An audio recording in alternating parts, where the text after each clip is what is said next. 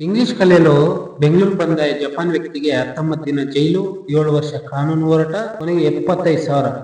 ಈ story full interesting ಇರುತ್ತೆ. Last ಕೊನೆ ತನಕ ವಿಡಿಯೋ ನೋಡಿ, ಫಾಲೋ ಮಾಡೋದು ಮರ್ತೋಗ್ಬೇಡಿ.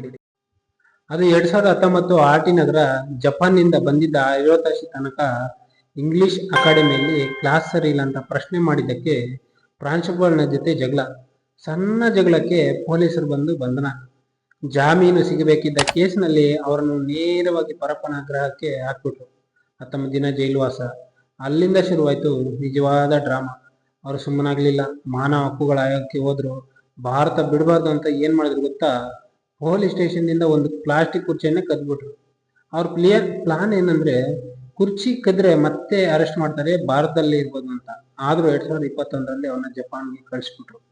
ಜಪಾನ್ನಿಂದಲೇ 7 ವರ್ಷ ಫೈಟ್ ಮಾಡಿ ಈಗ ಆಗಸ್ಟ್ 2026ರಲ್ಲಿ ಕರ್ನಾಟಕ ಸರ್ಕಾರದಿಂದ 75,000 ಪರಿಹಾರ ಗೆದ್ದಿದ್ದಾರೆ. 19 ದಿನಕ್ಕೆ 75,000 ನ್ಯಾಯ. ಇದೇ ನೋಡಿ, ನಮ್ಮ ಕಡೆ ನ್ಯಾಯ ಇದ್ರೆ ಯಾವತ್ತೊಂದಿನ ನಾವು ಹೋರಾಡಿದ್ರೆ ಪಕ್ಕ ನಮಗೆ ನ್ಯಾಯ ಸಿಗತ್ತೆ ಅಂದ್ರೆ ಇದೇ ಈ ವಿಡಿಯೋ ಉದಾಹರಣೆ.